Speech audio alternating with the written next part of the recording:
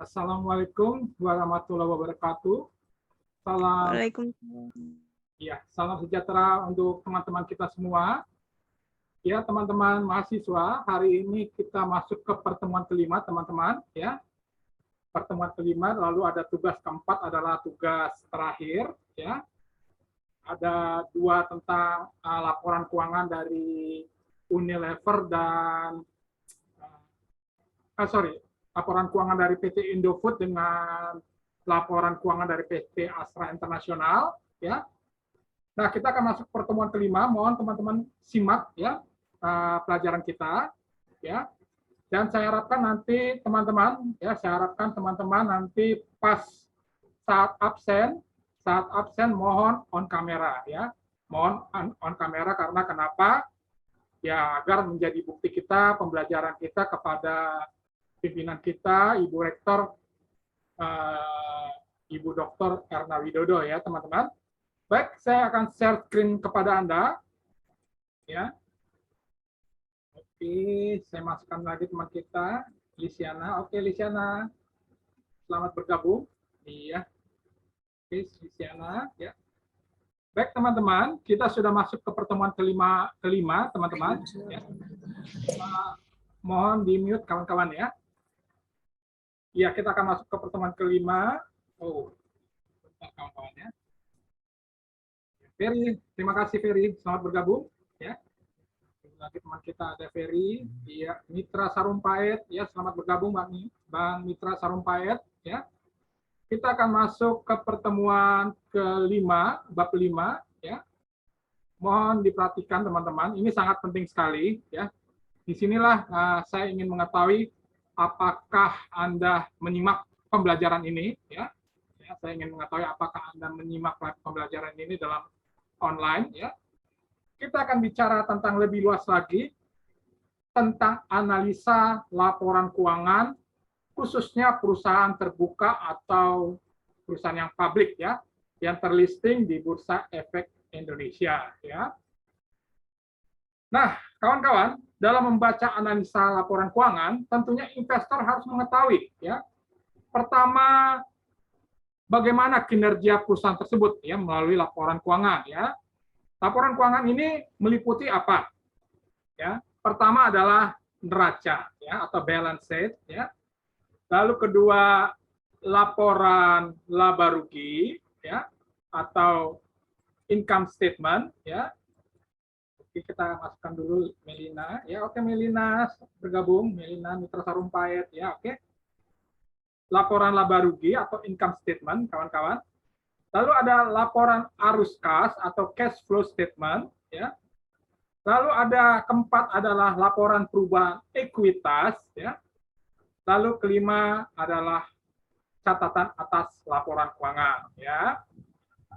Nah, teman-teman, tentunya investor harus melihat, ya, Anda harus bisa menganalisa. Nanti saya akan berikan clue-cluenya, ya, clue-cluenya kepada teman-teman bagaimana membacanya, ya. Kadang-kala teman-teman suka menghindar, ya, untuk tolong teman-teman di mute, ya. Kadang-kala teman-teman suka menghindar, ya, menghindar dalam arti untuk membaca laporan keuangan. Laporan keuangan ini sangat penting, ya. Sehingga laporan keuangan dilihat dari sudut kepentingan, tentunya analisa kepentingan manajemen perusahaan tentu berbeda dengan analisa investor, ya. Ada kepentingan manajemen perusahaan tentu berbeda dengan kepentingan analisa investor, ya. Kita lihat teman-teman, analisa kepentingan manajemen perusahaan adalah berbicara agar perusahaan dapat meningkatkan kinerja keuangan secara keberlangsungan, ya, sehingga perusahaan dapat meningkatkan laba secara maksimal, ya. Ini penting sekali teman-teman, ya. Sehingga kalau Anda nanti sebagai pimpinan perusahaan, ingat nih kawan-kawan, ya, Anda lihat laporan yang saya ceritakan tadi, cukup 3 hal deh, ya, nggak usah banyak-banyak. Pertama, Anda harus lihat neraca, teman-teman. Kedua, Anda lihat laporan laba rugi. Ketiga, laporan arus kas. Kita lihat nanti, ya. Clue-cluenya sangat mudah, kawan-kawan, ya. Lalu kalau investor, pengusaha, ya, ini berbicara bagaimana investor atau bisnismen atau nanti Anda sebagai pengusaha ingin menginvestasikan uangnya, menanamkan uangnya modal, ya, baik dalam obligasi, saham, kepada perusahaan yang sudah bonafit, sehingga uang Anda, ya, yang Anda simpan ke perusahaan tersebut, ya, dalam bentuk obligasi saham, memberikan laba maksimal, ya, artinya laba yang keuntungan yang luar biasa dalam hal itu yaitu keuntungan dividen, ya. Apabila perlu, investor dapat memiliki bagian kepemilikan dalam organisasi perusahaan tersebut, ya. Oke. Nah, kita lihat analisa neraca, teman-teman. Mohon perhatikan, ya. Ini penting sekali, ya. Nah, dalam pelajaran ini kita akan bicara kepentingan investor. Tentunya teman-teman, investor atau pengusaha, atau nanti misalkan teman kita, mitra Sarompet punya modal, ya, untuk berpikir bagaimana nih uang saya berputar untuk kepentingan jangka panjang, ya. Contoh, misalkan PT Unilever Indonesia akan berinvestasi panjang selama produk-produk Unilever disukai dan permintaannya tinggi di Indonesia, sehingga perputaran penjualan produk barang disukai menghasilkan, ingat apa? Pendapatan menghasilkan apa? Profit, ya, karena permintaan tinggi, ya. Ingat, kita di sini membicarakan bisnis, ya. Nah, kita ambil contoh misalnya PT Garam Indonesia, ya. Ini contoh saja, ya. Namanya saya samarkan, ya. Per tanggal 31 Desember 2023, teman-teman, perhatikan, ya. Di mana PT Garam Indonesia, ya, ini contoh, ya. Per tanggal 31 Desember 2023, ya, terlihat, ya, dalam neraca keuangannya terlihat bahwa total asetnya sebesar 17 miliar 339 juta. Ya, perhatikan kawan-kawan, ya. Lalu total hutang 6 miliar 368 miliar, ya. Oke. Total equity sebesar 10 miliar 971 juta. Oke. Paid up capital, ya, penambahan pembayaran capital sebesar 962 juta, ya. Additional capital penambahan modal sebesar 10 miliar 009, ya. Lalu tingkat kemacetan equity sebesar 0,58, ya. Nanti lihat di neraca, ya, kawan-kawan. Leverage artinya tingkat mengungkit utang sebesar 0,38, ya. Kesimpulan, teman-teman, ya, dari sudut modal PT Garam Indonesia sangat baik. Ya, perhatikan kawan-kawan, sangat baik PT Garam Indonesia, ya. Karena kita lihat, teman-teman perhatikan, nih, ya, utangnya lebih kecil, total hutang 6 miliar, ya. 6 miliar, ya, daripada modal sendiri, ya.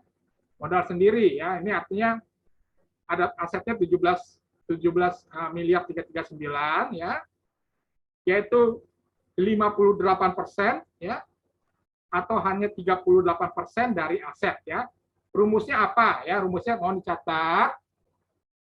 Total hutang dibagi total equity, ya. Artinya total hutang, nih, ya. Mana total hutangnya? 6 miliar, ya, dibagi total equity-nya 10 miliar, ya, sehingga dapatnya ini, ya, 58%, ya. Nah, dari gambaran di sini bisa kita lihat, teman-teman, asetnya sangat tinggi, 17 miliar, ya, total hutangnya kecil, 6 miliar, ya. Jadi ingat kawan-kawan, ya, nanti ketemu saya di studi kelayakan bisnis, ya, saya selalu bilang Anda kalau punya aset harus lebih besar, ya. Ini asetnya 17 miliar, ya. Hutangnya, ya, Anda harus atur 40% dari total aset sebesar, ya, kalau bisa kurang 6 miliar, ya. Nah, ini terlihat, ya, total aset 17 miliar, total hutang 6 miliar, ya. Nah, harga saham perusahaan masih dapat meningkat lagi apabila perusahaan melakukan kapitalisasi at capital dengan cara membagi dividen saham atau saham bonus, sehingga memperbanyak saham beredar di masyarakat dengan harga rendah. Ya.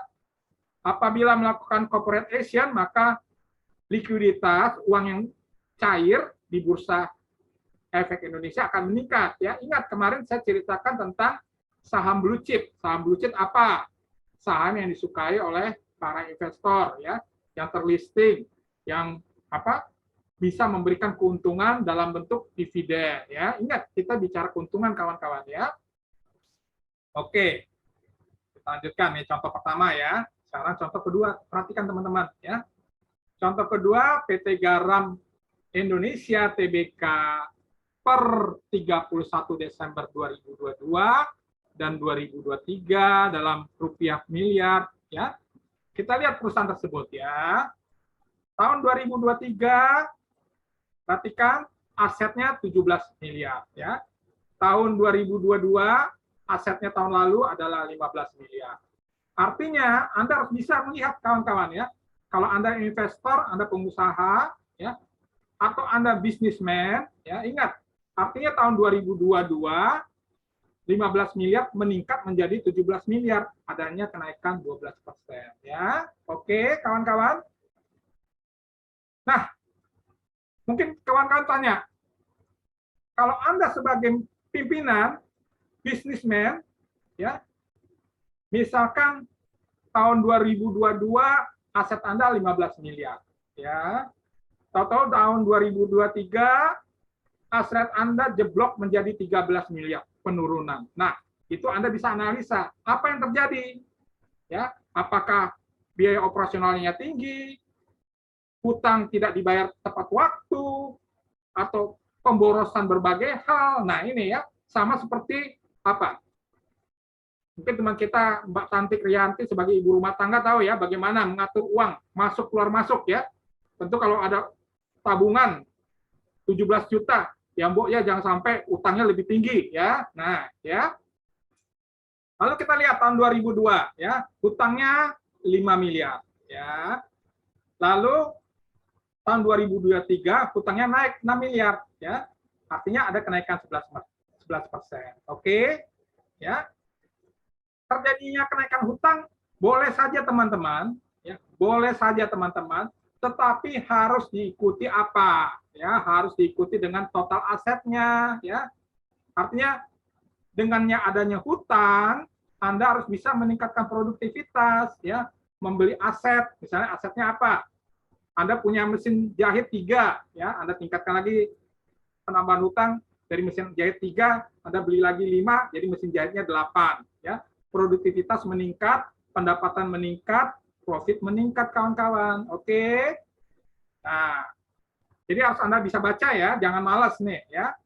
Lalu total equity-nya dalam modal tersebut ya, ada 9 miliar 2022 terjadi peningkatan 10 miliar ya. Oke. Lalu paid up capital tetap 0.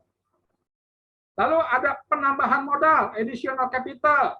Tahun 2022 ada 8 miliar meningkat 10 miliar ya. Artinya ada kenaikan 14%. Oke. Jadi aset Anda harus meningkat. Lalu penambahan modal juga meningkat ya. Hutang pasti akan meningkat ya. Hutang dengan meningkat, Anda harus meningkatkan aset, meningkatkan produktivitas, meningkatkan pendapatan, meningkatkan apa lagi? Ya.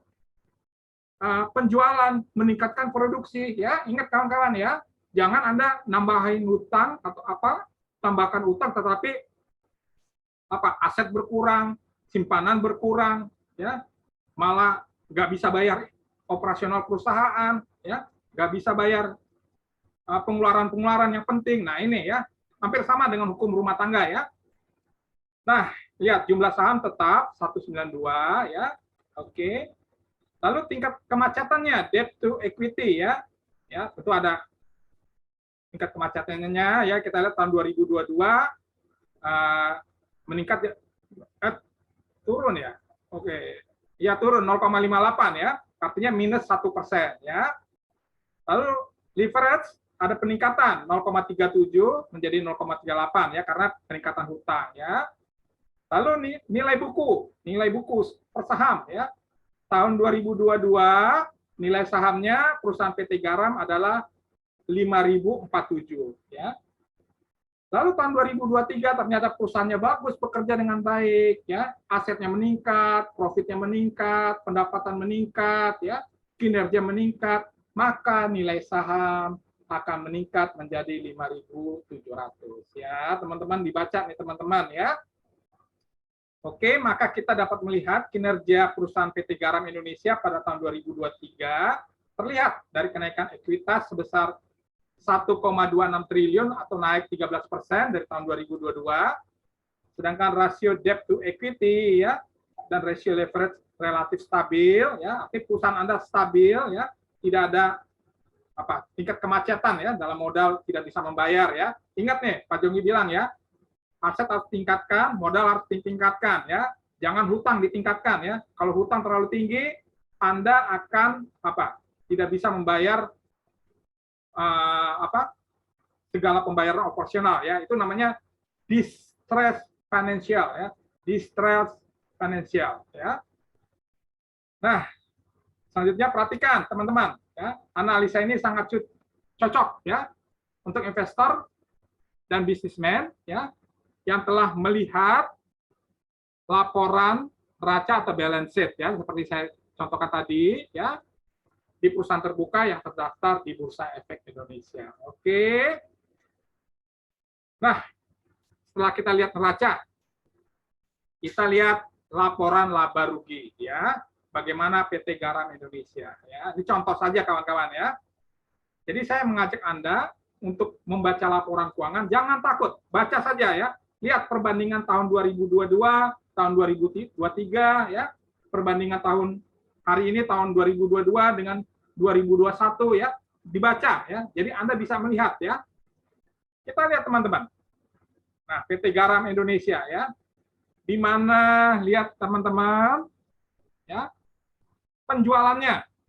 Nah, penjualan tahun 2022 adalah 20 miliar 939 ya, oke. Tahun 2023 penjualannya meningkat menjadi 23 miliar 137 ya, naik 10% ya.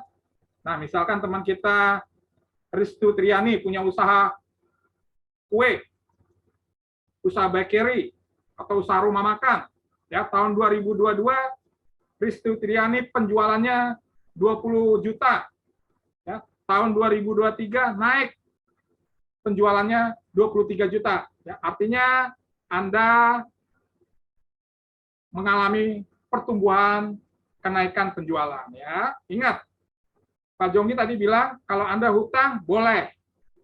Hutang boleh ya, tetapi harus tingkatkan apa teman-teman?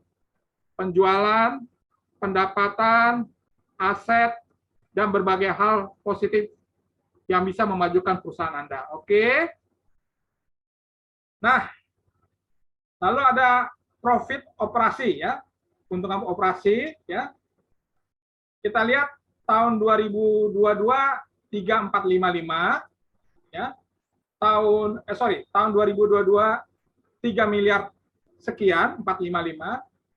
Tahun 2023 turun 2 miliar 931 ya. Artinya ini dalam kurung penurunan 15% ya. Ini bisa kita analisa nih ya. Kok penjualan meningkat tapi profit operating kenapa nih turun?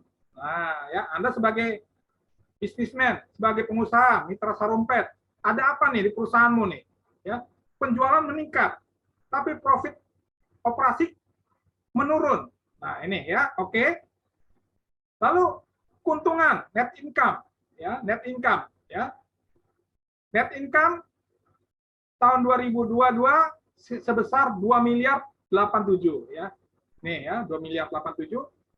Tetapi tahun 2023 menurun menjadi 1 miliar 839 ya. Ini bisa kita analisa nih ya, teman-teman. Penjualan meningkat ya. Biaya operasi kok kita jadi turun, jadi rugi. Net income menurun. Nah, ini bisa kita analisa. Kenapa? di perusahaanmu, di manajemenmu, ada apa nih? Ya, Anda harus sebagai pengusaha turun ya. Apa yang terjadi dalam keuangan? Apa yang terjadi dalam pemasaran? Apa yang terjadi di dalam gudang? Ya, Anda turun teman-teman ya. Jangan terima laporan ABS. Ya, ABS apa teman-teman? Asal Bapak senang ya. Oh bagus, penjualan bagus Pak Mitra. Penjualan kita bagus. Tetapi kita lihat ya, keuntungan menurun ya. Nah, pimpinan Pak Mitra Sarumpait harus turun. Apa yang terjadi di perusahaanmu ini ya? Cek di keuangan, cek di pabrik, cek di gudang, cek biaya operasional. Nah, ya. Nih hati-hati teman-teman ya. Anda jadi pimpinan sebagai analisa keuangan ya, sebagai manajer, sebagai pengusaha, Anda harus turun langsung ya. Jangan ABS ya. Asal Bapak senang ya. Asal Bapak senang maksudnya apa? Oh, terima laporan. Bagus, Pak. Bagus, bagus. Nah, jangan. Itu menjebak Anda ya. Maka dapat kita analisa pada tahun 2023 PT Garam Indonesia masih meraih keuntungan ya. Tetapi keuntungannya menurun. Ya, lihat ya dibandingkan tahun 2022 ya. Nah, pimpinan harus turun ya. Keuntungan atau laba bersih turun 12%. Ya, oke. Nah, ya. Walaupun penjualan tahun 2023 meningkat, nah penjualan meningkat nih teman-teman ya, lihat nih ya, penjualan meningkat ya, oke, meningkat 10%, tetapi biaya operasi meningkat tajam. Nah, Anda harus turun, sehingga laba operasi turun tajam 15%. Nah ini, Anda harus turun ya, maka dapat disimpulkan secara keseluruhan, operasi perusahaan lebih buruk dari tahun 2023 dibandingkan tahun 2022 ya. Kelihatan penjualan bagus ya. Anda terima laporan, bagus Pak, bagus Pak. Nah, ya. Padahal kita lihat ya biaya operasi tinggi ya, laba operasi turun ya. Nih, Anda sebagai pimpinan ya. Nah, selanjutnya neraca perbandingan ya. Misalkan neraca perbandingan antara perusahaan pesaing, teman-teman. Misalkan ya, ini kita balance sheet neracanya kita perbandingkan dengan PT Bentul Prima ya. Ini contoh saja kawan-kawan ya. Contoh saja ya. Tahun 2023 ya. Teman-teman yang di bidang keuangan ingat ya. Jangan mau ketipu ya. Ini Pak Jongi ngomong nih, ngomong benar nih ya. Maksudnya Anda harus cermat ya. Ya. Jangan terima asal laporan, wah bagus Pak, bagus Pak, bagus Pak. Nah, padahal tadi saya lihat contoh penjualannya tinggi, tapi pendapatan turun ya. Kita lihat perbandingan antara PT Garam Indonesia Tbk dengan PT Prima, teman-teman perhatikan ya. Ini contoh nih ya. Misalkan, nah ya, kita lihat teman-teman. Misalkan total aset PT Garam sebesar ya teman-teman 17 miliar ya. 17 miliar 339, PT Bentul pesaingnya 10 miliar. Oke. Ya, oke lah ya. Ada PT Garam lebih unggul ya. Total hutang 6 miliar PT Garam, PT Bentul 4 miliar. Oke. Total equity 10 miliar PT Bentul 5 miliar. 5 miliar ya, oke. PT Garam masih unggul. Add up capital 962, PT Bentul 450 ya. Masih unggul. Penambahan capital 10 miliar, PT Garam, PT Bentul 5 miliar. Oke. Jumlah saham jutaan sebesar 1.924 lembar PT Garam ya. Tetapi PT Bentul sahamnya lebih banyak di pasar sebesar 4.500 lembar saham ya. Ternyata PT Bentul lebih unggul ya. Tingkat kemacetannya debt to equity PT Garam 0,58, PT Bentul 0,76 ya. Artinya PT Garam lebih unggul ya. Perhatikan teman-teman ya. Asik sekali nih kita ngomong keuangan ya. Tingkat leverage pengungkit utang 0,38, PT Bentul 0,43, oke. Ya. PT Garam masih unggul. nilai buku per sahamnya ya per lembarnya 5.702, sedangkan PT Bentul 1.282, PT Garam masih unggul, oke. Nominal per saham adalah Rp500, sedangkan PT Bentul Rp100. PT Garam masih unggul, oke. Ya, terlihat PT Garam masih unggul, hanya jumlah sahamnya lebih tinggi PT Bentul ya. Oke, kita lanjutkan ya. Jadi teman-teman harus lihat perusahaan Anda dengan perusahaan pesaing, oke? Nah, kita lanjutkan lagi teman-teman. Laporan laba rugi. Nah, ya, tadi neraca nih ya. Kita lihat teman-teman, PT Garam penjualannya adalah 23 miliar, PT Bentul 14 miliar, PT Garam lebih unggul, oke. Ya. Lalu opening profit ya 2.931, PT Bentul 2.393. Oh, ternyata sedikit sama ya, sedikit sama. Oke. Lalu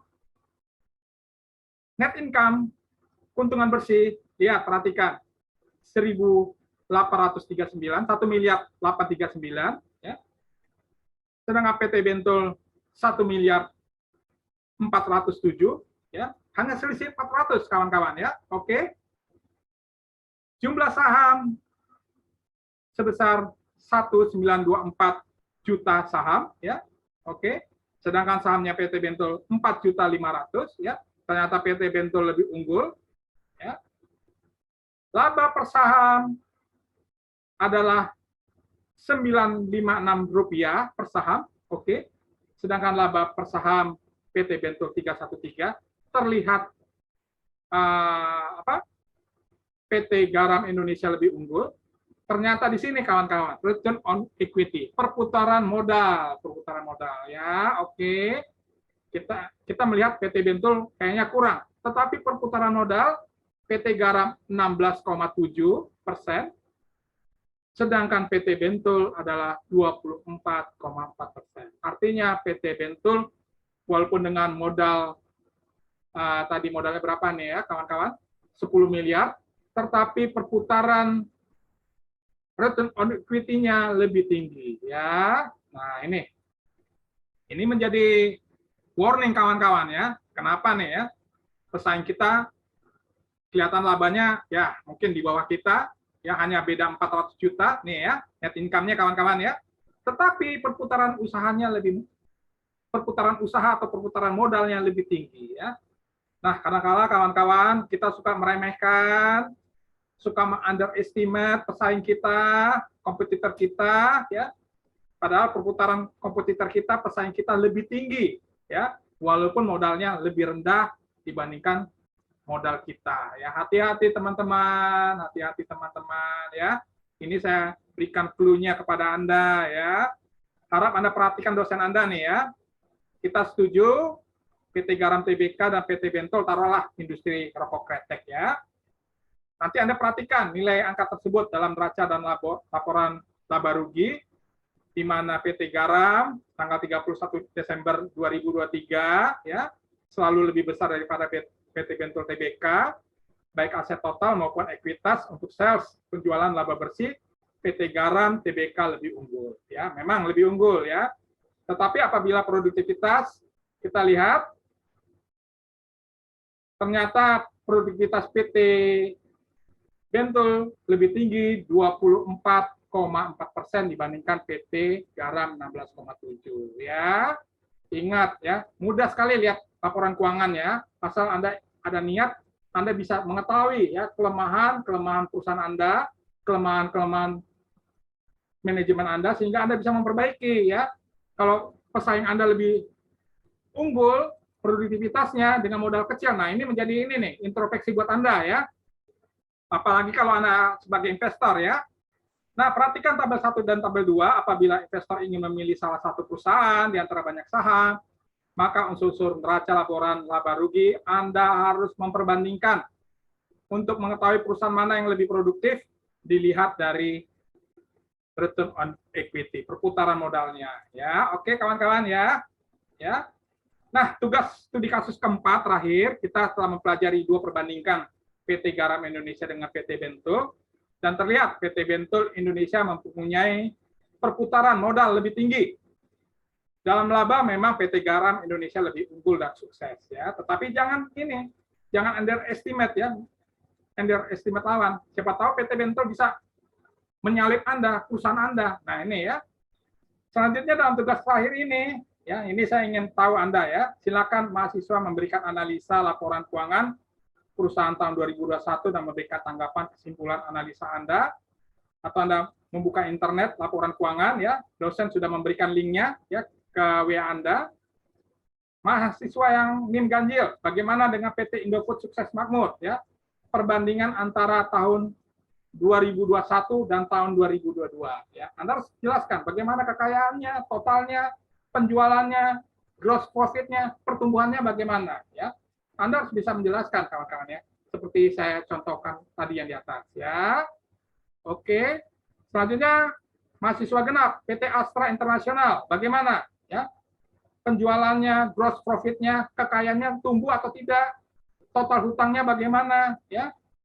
Lalu ROE-nya bagaimana perputaran modal ya? Apakah ada peningkatan atau penurunan ya terhadap tahun 2021 dan 2022 jelaskan ya. Oke ya. Sehingga saya harapkan Anda harus bisa membaca ya. Membaca ini penting ya, sehingga nanti Anda terasa bagaimana nanti melihat perbandingan dua perusahaan ini ya, teman-teman. Kerjakan tugas 1 sampai dengan tugas 4 dengan baik dan berkualitas melalui email yang telah ditentukan oleh dosen Anda ya. Tetap semangat kawan-kawan, tetap semangat ya. Nanti dibaca ya tentang PT Astra dengan PT Indofood ya. Saya sudah kirimkan di WA ya. Tetap semangat dan salam sukses ya.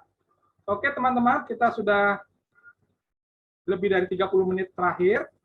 Mohon open kamera kawan-kawan. Ya, hari ini tolong open kamera kawan-kawan, tolong open kamera kawan-kawan. Ya, saya beritahukan kepada teman-teman nanti UTS kita online kawan-kawan ya. UTS online nanti saya akan berikan kepada Anda ya. Kerjakan dengan baik, dengan bagus ya, sehingga nilai Anda saya harapkan bisa A dan B ya. Syukur-syukur, bukan syukur-syukur ya. Saya harapkan nilainya A ya.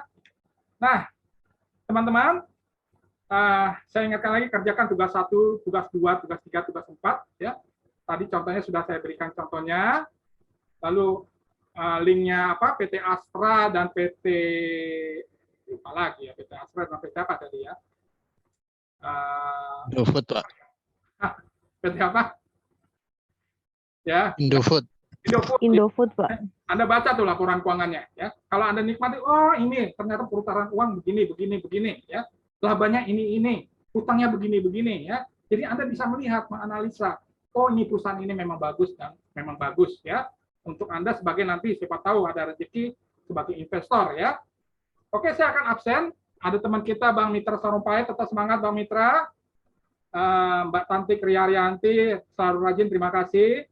Aan Kurniawan, Ristu Triani, Romi Rangga, Kang Sugeng Prianto, Mbak Melina Suci Slamet, Satria Aji Saputra, Kaisa Ratnaningsi, Robi Nawia di Rumah Sakit Kanker Darmais, tetap semangat Robi Nawia ya. Teman kita Mei, tetap semangat Mei ya. Lalu Sansia Widya, ya oke. Elin Lisiana di Bank BCA, semangat Elin. Halo Pak. Iya semangat Pak. Oke Elin ya. Desi Wulandari, Randy Safii, Kang Asep Hidayat, Yuli Arstiana, Asep Hidayat, Ferry Mahawi ya. Bang Edwin Saryagi, Tiara Febriantika, dan Purwati Ningsih ya. Demikian teman-teman pertemuan kita ya, mohon dikerjakan dengan baik ya. Pertemuan kelima, minggu depan pertemuan ke-6, lalu nanti minggu tenang ada pertemuan ke-7 kita UTS ya, UTS secara online ya. Saya ucapkan terima kasih pertemuan hari ini. Tetap semangat ya, selamat malam minggu teman-teman. Ya, rukun-rukun selalu bersama keluarga, bersama kekasih ya. Tetap bahagia bersama Anda ya. Sehat-sehat selalu. Akhirul kata saya ucapkan wabillahi taufiq hidayah. Wassalamualaikum warahmatullahi wabarakatuh. Terima kasih. Salam sehat untuk kita semua dan Salam sukses Salam. Indonesia. Makasih, Waalaikumsalam. Terima kasih, Pak. Terima kasih, Pak. Oke, terima kasih. Sampai jumpa minggu depan. Terima kasih. Terima kasih, Pak. Oke, terima kasih.